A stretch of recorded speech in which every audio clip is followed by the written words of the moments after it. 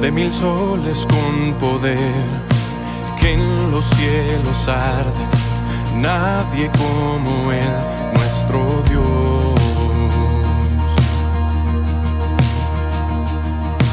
¿Quién gobierna el mundo? ¿Quién levanta y quita al rey? Vence a sus rivales, nadie como Él, nuestro Dios. Nuestro Dios. Bienvenidos una vez más a Convertidas por su Palabra. Gracias, es un privilegio, un gozo que estén acá con nosotros de nueva cuenta en este maravilloso libro de Isaías que hemos estado estudiando, esta serie que se está llevando a cabo precisamente en estos tiempos en los que se está por celebrar el nacimiento, ¿verdad?, de nuestro Señor Jesucristo. Bueno, que no se sabe exactamente la fecha, pero que son estas temporadas en las que se le ha otorgado, ¿verdad?, para que podamos recordar ese nacimiento hermoso de aquel que vino a hacer la paz entre su creador y su criatura, de aquel que vino a entregar su vida para hacernos hijos del Dios Altísimo. Muchas gracias por estar acá. Hoy veremos este capítulo 11, donde contiene un mensaje de esperanza sobre lo que el Señor hará por aquellos que lo conozcan y hagan su voluntad. Así que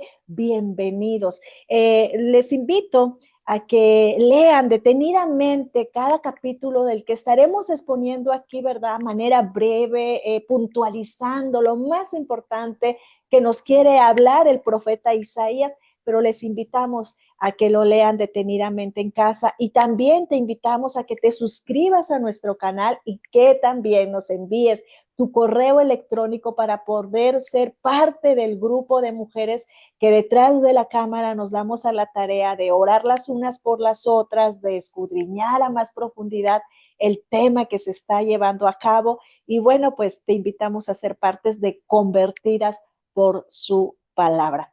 Y pues vimos, ¿verdad? Si nos has estado siguiendo, gracias. Vimos que en el capítulo anterior, ¿verdad? En el capítulo Isaías, vimos todo esto que el Señor habla sobre el pueblo de Israel, ¿verdad? Cómo se había apartado, cómo había puesto su confianza en otros reyes y cómo el Señor, ¿verdad?, les da la promesa de traer uno que reinaría por siempre. Y yo quiero recordar los últimos versos del capítulo 10, ¿sí? Para poder adentrarnos a este capítulo 11, en donde dice los versos 33 y 34, dice, el Señor Dios de los ejércitos desgajará al remanente con terrible crujido. Los árboles de gran altura serán cortados, los más elevados serán abatidos. Él cortará la espesura del bosque con hacha de hierro y el Líbano caerá ante el poderoso. E inicia, ¿verdad?, este capítulo 11 diciendo, entonces un retoño brotará del tronco de Isaí y un vástago dará fruto de sus raíces. Oramos a que el Señor, ¿verdad?, a través de las escrituras hemos orado para que Él nos abra el entendimiento, nos haga comprender, mueva nuestro corazón y nos haga intencionales de poner por obra su palabra en el nombre de Jesús. E iniciando, ¿verdad?, esta promesa maravillosa en donde si el Señor iba a acabar con todos los reinados, que es lo que habla al final del capítulo 10, ¿verdad? Pero que iba a brotar, ¿verdad? Dice, es la misma imagen del Señor mirando por encima de estos troncos y haciendo que un vástago, ¿verdad?, crezca de uno de ellos, la raíz de la familia de Isaí, el padre de David. Y nosotros sabemos, ¿verdad?, que la autoridad real de la casa de David estuvo inactiva durante unos 600 años cuando Jesús vino como rey y Mesías. Cuando Jesús vino, fue como un nuevo vástago verde que nace del tronco de un árbol aparentemente seco, ¿verdad? De un tronco aparentemente sin vida. El Señor quería que Judá supiera que aunque los asirios, ¿verdad? Y otros vendrían sobre de ellos y que por medio de ellos traería juicio, aún les daría vida, ¿sí? Dios podía darles vida prometiendo una restauración gloriosa bajo el Mesías. Este vástago, esta vara del tronco de Isaí. Y bueno, nosotros vemos que el Señor al usar este, este término, ¿verdad? Enfatiza la naturaleza humilde del Mesías. Recordemos que Isaías fue el padre, ¿verdad?, de David, pero no fue tan famoso como lo fue el rey David, ¿verdad? Es mucho más humilde decir que del tronco de Isaí que decir del rey David, ¿verdad? Desde allí hace énfasis en su humildad, ¿verdad? Y nosotros vemos aquí de cierta manera, ¿verdad? En el verso 2 dice, y reposará sobre él el espíritu del Señor, espíritu de sabiduría y de inteligencia, espíritu de consejo y de poder, espíritu de conocimiento y de temor del Señor. Vemos el empoderamiento espiritual de el Mesías, ¿verdad? Reposará sobre él el Espíritu de Dios, de sabiduría, de inteligencia, de consejo y de poder, espíritu de conocimiento y de temor a Dios. El vástago que nace del tronco, ¿verdad? Aparentemente muerto, no está apenas vivo, ¿verdad? Está lleno de vida y lleno del Espíritu de Dios. El Mesías tiene estos siete, ¿verdad? Estas siete características que le distinguen, ¿verdad? De la plenitud de los aspectos del Espíritu del Señor. Y dice, el Espíritu de Dios está sobre él, sobre el Mesías, sobre Jesús, ¿sí? Quien no tenía solamente, él no tenía un espíritu falso ni un espíritu engañador, él tenía el espíritu de Dios sobre de él, el espíritu de Jehová de los ejércitos, Dios de Israel, ¿verdad? Que estaba sobre el Mesías. El mismo Señor, ¿verdad? Reprende, ¿verdad? Jesús reprende en algunas ocasiones. Nosotros lo podemos ver en en el Evangelio de Lucas, capítulo 9, verso 55, cómo Jesús los reprende a los discípulos y les dice, ¿verdad? Ustedes no saben de qué espíritu son, pero él sabía precisamente, ¿verdad? Que él tenía el espíritu de Dios. Y dice aquí, el espíritu de sabiduría está sobre Jesús, sobre el Mesías. Es perfectamente sabio en todas las cosas, ¿verdad? Y él mostró durante su ministerio terrenal, ¿verdad? Como lo sigue mostrando hasta ahora en su ministerio, continúa, ¿verdad? Desde el cielo para con su pueblo, continúa a través de la sabiduría que nosotras encontramos en las escrituras, ¿verdad? Y Pablo le decía a los corintios en su primera carta, capítulo 1, verso 30, Pablo decía, ¿verdad?, de Jesús, que nos ha sido hecho por Dios sabiduría, ¿sí? No solo es que Jesús tiene sabiduría, sino que Él es sabiduría. Nosotros lo pudimos notar, ¿verdad?, en el libro de Proverbios, y el Señor dice que tiene ese, ¿verdad? Ese espíritu de sabiduría sobre el Mesías, el espíritu de inteligencia también, ¿verdad? Jesús comprende todas las cosas, ¿verdad? Y nos comprende perfectamente. Nosotros, si podemos acudir tal vez a alguien, ¿verdad? Y podemos decir, es que este líder, ¿verdad? Este pastor, no sé, es muy inteligente, pero el espíritu de inteligencia está sobre el Mesías y él es el único que comprende todas las cosas, porque a veces nosotros nos encontramos con gente que dice, no, pues no sé, pero Él lo sabe todo, ¿verdad? Y dice, el espíritu de consejo está sobre el Mesías. Él tiene un consejo perfecto para darnos en todo tiempo. Este es su mayor consejo, ¿verdad? Él tiene tanto la sabiduría como la inteligencia para ser el consejero perfecto. Nadie nos va a poder dar el mejor consejo sino él. Sí puede usar otras personas, ¿verdad? Pero bueno, el espíritu de poder, dice, está sobre de él. Jesús tiene el poder de hacer lo que desea hacer, ¿sí?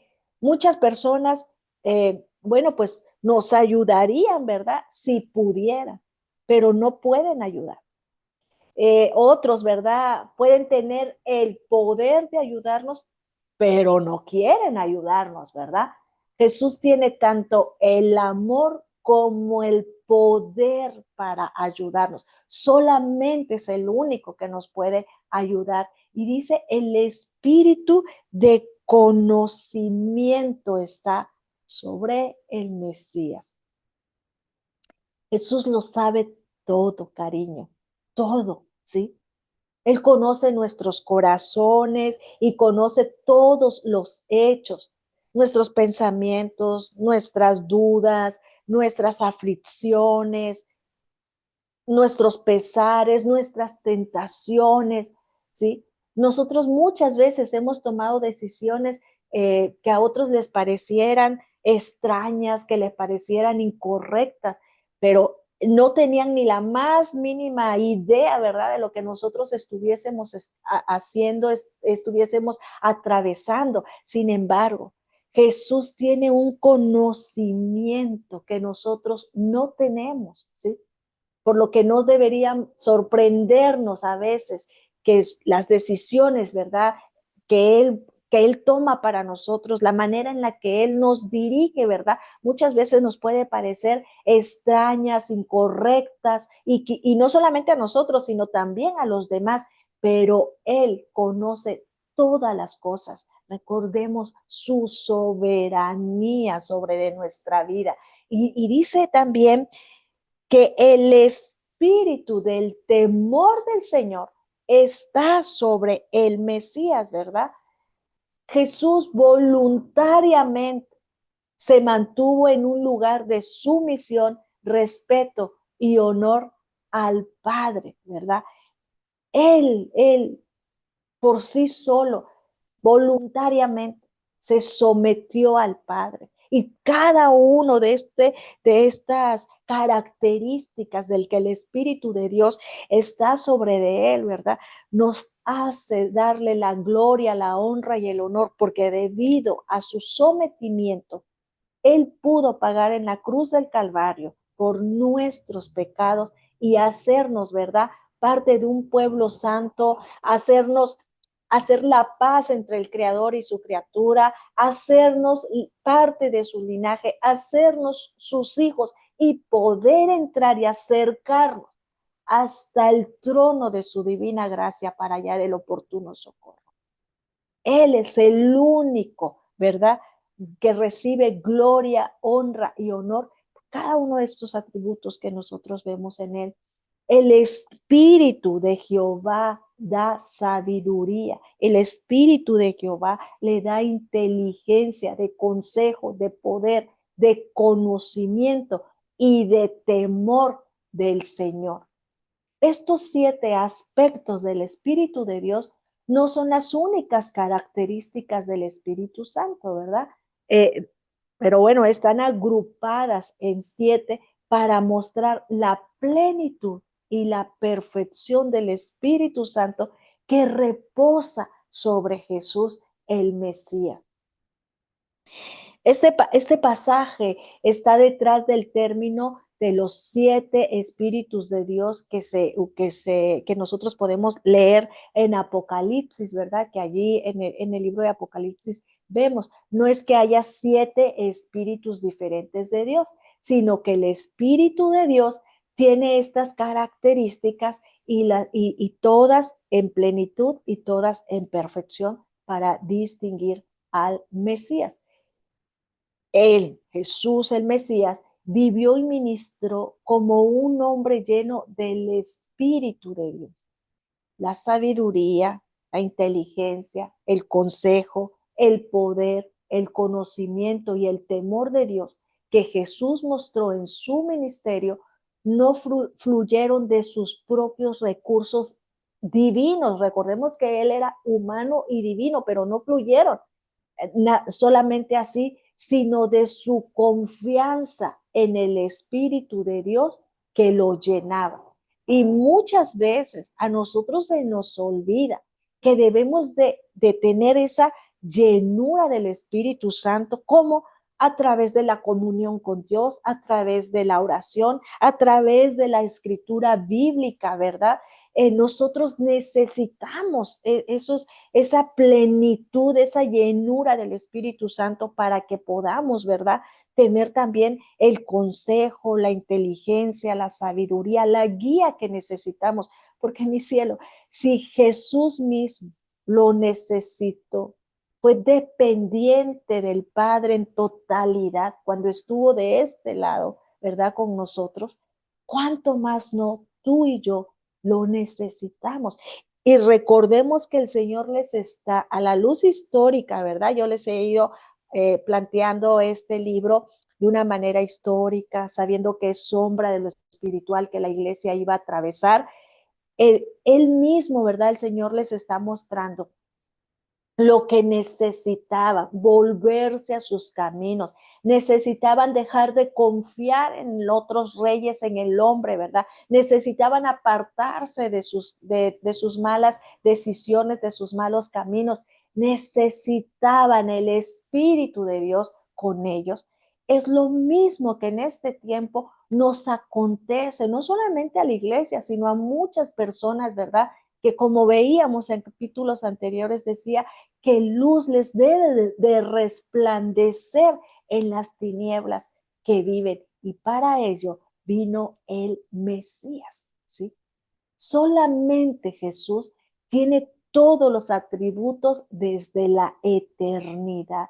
Desde ese momento del nacimiento que Isaías declara en este precioso libro profético hasta la eternidad. Pero cuando Jesús se despojó a sí mismo en la encarnación, Él permitió que el Espíritu Santo lo llenara como hombre, siendo un ejemplo eterno para nosotros y un simpatizante con nosotros, ¿verdad? Alguien compasivo. Por eso, Él se despojó y vino para tener esa compasión, esa empatía, ese amor, ¿verdad? Que Él mostró al descender y estar acá con nosotros. Cuando Jesús añadió humanidad a su deidad, de ninguna manera dejó de ser Dios. Él nos dice, ¿verdad? Filipenses, Pablo nos dice en Filipenses capítulo 2, versos 5 y 8. Fíjense cómo nos dice Pablo en este pasaje. Dice que hay cierto sentido en el que Jesús eligió despojarse a sí mismo, ¿sí? De algunos de sus privilegios. Oye, qué mayor privilegio sino ser Dios mismo, ¿verdad? Ese privilegio de la deidad. En cambio, Jesús eligió confiar en el Espíritu del Señor. Jesús mostró el fruto del Espíritu al máximo porque era un recipiente perfecto, santo, sin mancha, ¿verdad? Jesús recibió el Espíritu de Dios sin medida. Nosotros lo vemos allí en el Evangelio de Juan, ¿verdad? Cuando Juan el Bautista mira cómo desciende, ¿verdad? El Espíritu sobre de Jesús.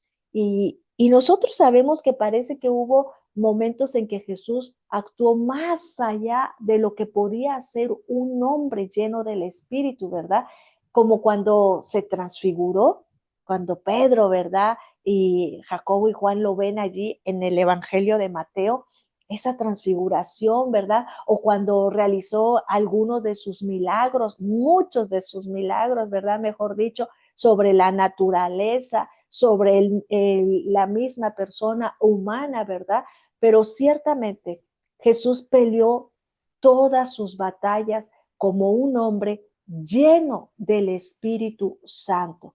Es lo mismo que tú y yo necesitamos para pelear esta lucha, esta batalla que tenemos con nuestro pecado, con nuestra carne, ¿verdad? Y que necesitamos el Espíritu Santo, necesitamos que el reino de Dios se establezca en nuestros corazones y tome, ¿verdad?, posesión de nuestro espíritu, menguando la carne y haciendo que por medio de su Espíritu Santo nuestro espíritu se vivifique para poder glorificar y honrar su nombre.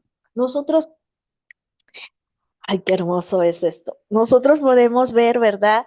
El carácter perfecto del Mesías. Yo quiero leer de los versos 3 al 5 para anotarlo.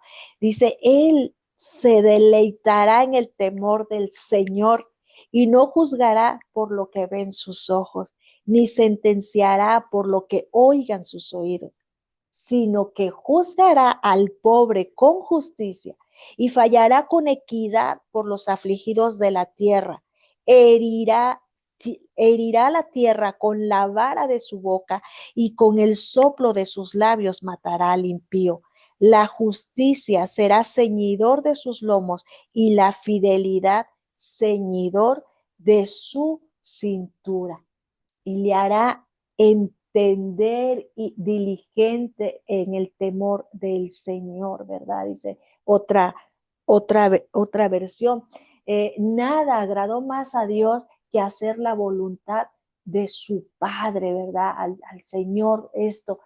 Y recordemos que él mismo decía, el mismo Jesús decía, mi comida es que haga la voluntad del que me envió y que acabe su obra. Nosotros, al igual que Jesús, que se deleitaba en hacer la obra que su Padre le había dado y que el Señor está dando, ¿verdad? Aquí en el libro de Isaías les está diciendo esa obra perfecta que iba a venir y acabar con la situación en la que se encontraban, y que en la situación que nos encontramos en este tiempo solamente Él es el único que va a poder venir a juzgar con justicia, ¿sí? Es el único que va a poder acabar con todas esas cosas. Jesús no se basó solamente en la experiencia, en apariencia exterior, sino en las meras palabras que alguien decía, ¿verdad? No, él no se dejaba llevar solamente por eso. Él sabía, ¿verdad? Él sabe hasta el día de hoy qué hay en los corazones y él juzga con justicia. Él juzgó con justicia. Él no les negó la justicia a los pobres. Si los pobres y los débiles reciben justicia, todos lo harán, todos recibiremos esa justicia. Herirá la tierra con la vara de su boca, dice. Las meras palabras de Jesús tienen el poder de juzgar al impío. Él solamente tiene que anunciar el juicio y todo está hecho. Él es el único que tiene poder en su boca, nadie más. No nos dejemos engañar con que el poder está en tus palabras. No es verdad. No creas esa mentira. No quieras robar la gloria y la honra que solamente le corresponde al Señor por cosas que nos dicen, ¿verdad? Engaños que a veces abrazamos. El único que puede hacer esto es Dios mismo. Es Jesús al único que se le ha dado la autoridad aún de herir la tierra con la vara de su boca, ¿sí? Él es el único que tiene ese poder. El Pablo les enseñaba en su segunda carta a los tesalonicenses, en el capítulo 2, verso 8, Pablo les decía, y entonces se manifestará aquel impío, a quien el Señor matará con el espíritu de su boca y destruirá con el resplandor de su venida. El impío, nuestro enemigo, ¿sí?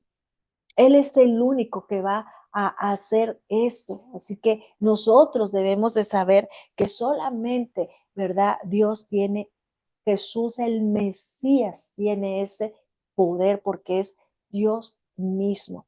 Y luego nosotros vemos ese reinado, ¿verdad? El glorioso reinado del rey de los versos 6 al 9 que dice, el lobo morará con el cordero y el leopardo se echará con el cabrito. El becerro, el leoncillo y el animal doméstico andarán juntos y un niño los conducirá. La vaca con la osa pasteará, sus crías se echarán juntas, y el león, como el buey, comerá paja. El niño de pecho jugará junto a la cueva de la cobra, y el niño destetado extenderá su mano sobre la guarida de la víbora.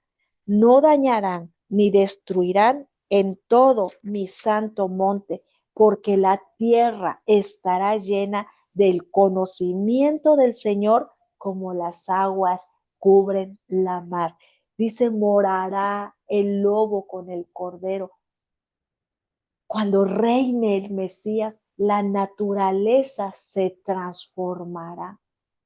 Ya no habrá depredadores entre los animales y parece que todos los animales serán herbívoros, ¿verdad? Por lo que se dice aquí, porque dice que la vaca pasará junto con la osa, o sea, ya la osa no va a tener ganas de comerse a la vaca, ni el león, ¿verdad? Al buey, que ambos comerán paja, ¿verdad?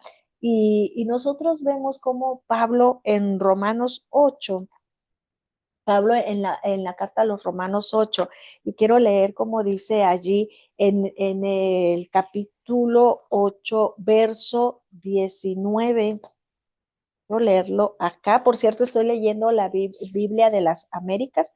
8 de los versos 19 al 22 dice, porque el anhelo profundo de la creación es aguardar ansiosamente la revelación de los hijos de Dios, porque la creación fue sometida a vanidad, no de su propia voluntad, sino por causa de aquel que la sometió en la esperanza de que la creación misma será también liberada de la esclavitud, de la corrupción, a la libertad de la gloria de los hijos de Dios. La tierra, ¿verdad? También va a ser liberada. Eso es lo que va a acontecer. Sabemos que toda la creación, ¿verdad? Gime a una, dice, y aún está con dolores de parto hasta ahora. La naturaleza está esperando la transformación que vendrá cuando el Mesías reine y los creyentes seamos glorificados. Un reino maravilloso, ¿verdad? Dice, el niño de pecho jugará. Cuando reine el Mesías, no solo cambiará la forma en que, él no solamente cambiará la forma en que los animales se relacionan entre sí, sino que también cambiará la forma en que se relacionan con los humanos, ¿verdad? Cuando dice el niño de pecho, estará seguro y podrá guiar al lobo y al leopardo o a un león, ¿verdad? Incluso, ¿verdad? Dice que desaparecerá el peligro de depredadores como las cobras, las serpientes, ¿verdad? Nosotros recordemos que en Génesis, después del diluvio, cuando el Señor acaba con toda la humanidad, ¿verdad? Y luego cuando le da a Noé la orden, ¿verdad? De meter animales al arca y de llevar a cabo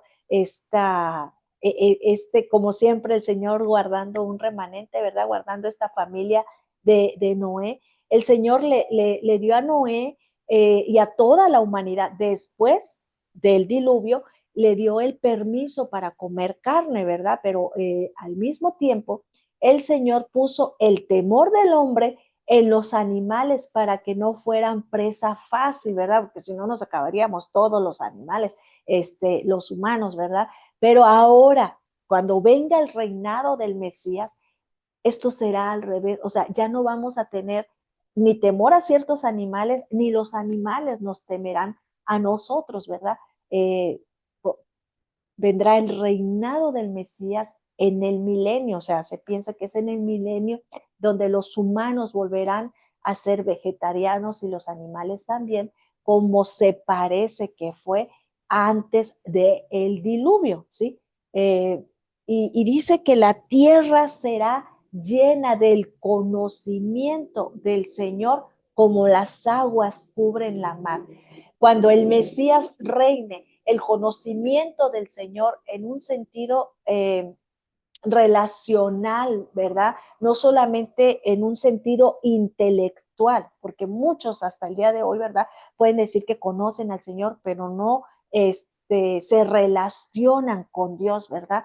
Dice que cubrirá la tierra el conocimiento de Dios. El reinado milenario del Mesías será de una manera gloriosa, porque todos le conoceremos, todos nos relacionaremos con él, ¿verdad? Y luego nosotros vemos en los versos 10 al 12, nosotros vemos como ese nuevo éxodo del reinado milenario de Dios. Dice, acontecerá en aquel día que las naciones acudirán a la raíz de Isaí, que estará puesta como señal para los pueblos y será gloriosa su morada.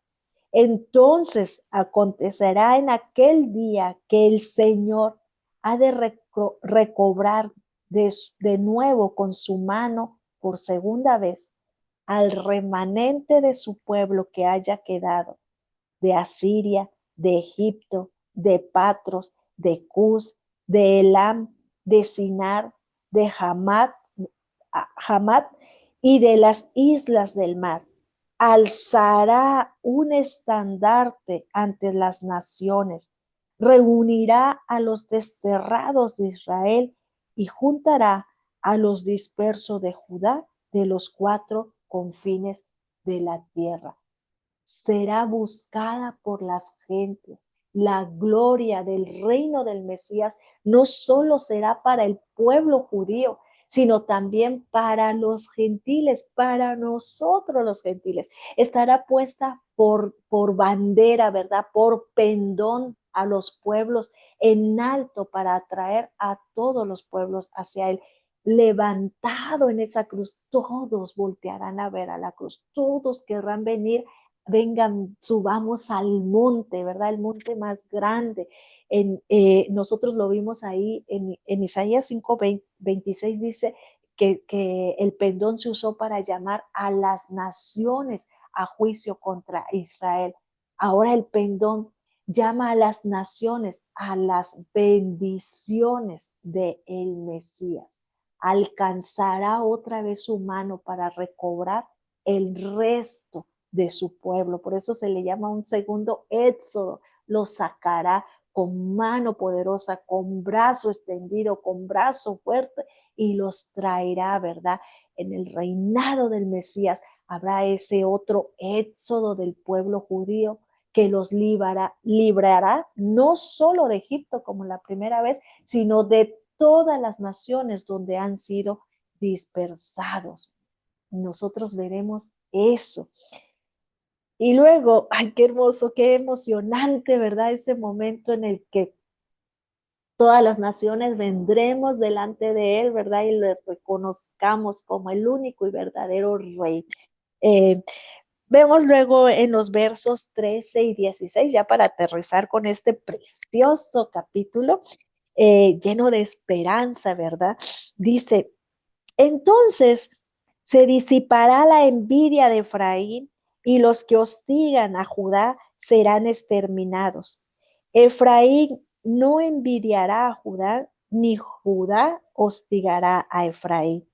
Ellos se alzarán sobre el costado de los filisteos al occidente, Juntos despojarán a los hijos del oriente. Edom y Moab estarán bajo su dominio y los amonitas les estarán sujetos.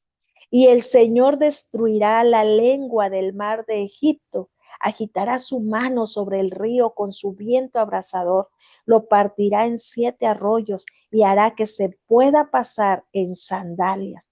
Y habrá una calzada desde Asiria para el remanente que quede de su pueblo, así como la hubo para Israel el día que estuvieron de la tierra de Egipto.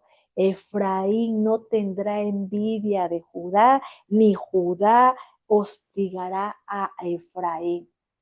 En el reinado del Mesías, las naciones ya no estarán más en guerra, como lo vemos al día de hoy, ¿verdad? Los conflictos serán resueltos con justicia y rapidez por el Mesías y su gobierno.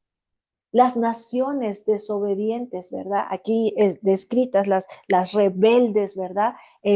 Aquí las descritas como los filisteos, los edomitas, los moabitas, ¿verdad? Los hijos de Amón, los enemigos tradicionales de Israel, ¿verdad? Durante toda la historia bíblica que nosotros vemos, serán castigados, ¿verdad? Así al igual que nuestro enemigo. Y habrá camino, dice, para el resto de su pueblo. Cualquier obstáculo para la reunión de los dispersos entre las naciones será quitado. Todo, él dice, abrirá ese río, abrirá ese mar, todo él va a ser posible para que podamos, ¿verdad?, reunirnos todos nuevamente y nada podrá oponerse al gobierno de el Mesías. Será grande, Hijo del Altísimo, y su reino no tendrá fin. ¿Quieres ser parte de ese reino? ¿Quieres ser parte de ese remanente en el que el Señor ha dado nuevamente vida? Bueno, pues yo te invito a que tú, en este tiempo, ¿verdad?, en el que se celebra el nacimiento del Señor, permitas que nazca en tu corazón. Permitas hacerlo tu único y verdadero Salvador. Permitas hacerlo el Rey de Reyes y Señor de Señores por siempre y para siempre en tu vida, como lo es en la nuestra. Así que oramos, Señor, agradecidos de esta maravillosa esperanza de saber que algún día, Padre, se acabará el reinado del enemigo, se acabarán, Señor celestial, las guerras, los conflictos, y reinarás para siempre. Se acabará el temor, Señor, entre el hombre y tus criaturas, Señor, el animal. Se acabará, Señor celestial, toda tristeza, todo llanto, todo dolor, porque tú reinarás por siempre, oh Mesías, Salvador. Gracias, gracias por tener el Espíritu de Dios sobre ti y porque tú nos has rescatado. Oramos agradecidos en el nombre de Jesús. Amén. Amén. Él nos ha rescatado. Así que te invitamos a que sigas esta maravillosa serie. Si es la primera vez que nos visitas, muchas gracias por ello. Te invitamos a que si este recurso ha sido de bendición para tu vida, bueno, pues dale una manita arriba, ¿verdad? Y que también lo compartas y que, bueno, pues que te suscribas a este canal. Activa la campanita, tenemos unas lecturas bíblicas hermosas por la mañana, en lo que haces el desayuno o llevas a tus niños al colegio. Lo puedes ir escuchando, que van muy de acuerdo a lo que estamos hablando y sobre todo por estas fechas. Y bueno, pues mandamos muchos saludos y corazoncitos a cada lugar de la República Mexicana que nos están mirando y a cada también rincón del mundo que nos mira. Muchas, muchas gracias. Saludos hasta el otro lado del continente, España, Italia, Panamá también acá de este lado y Colombia y cada uno de los lugares. Muchas gracias a nuestras hermanas en Juárez. Saludos también a Estados Unidos y Dios les bendiga. Nos vemos en el próximo capítulo. Al que en el trono está, el que era y pronto vendrá, y al Cordero inmolado, gloria. Al que en el trono está, el que era y pronto vendrá, y al Cordero inmolado, gloria. Al que en el trono está, el que era y pronto vendrá, y al Cordero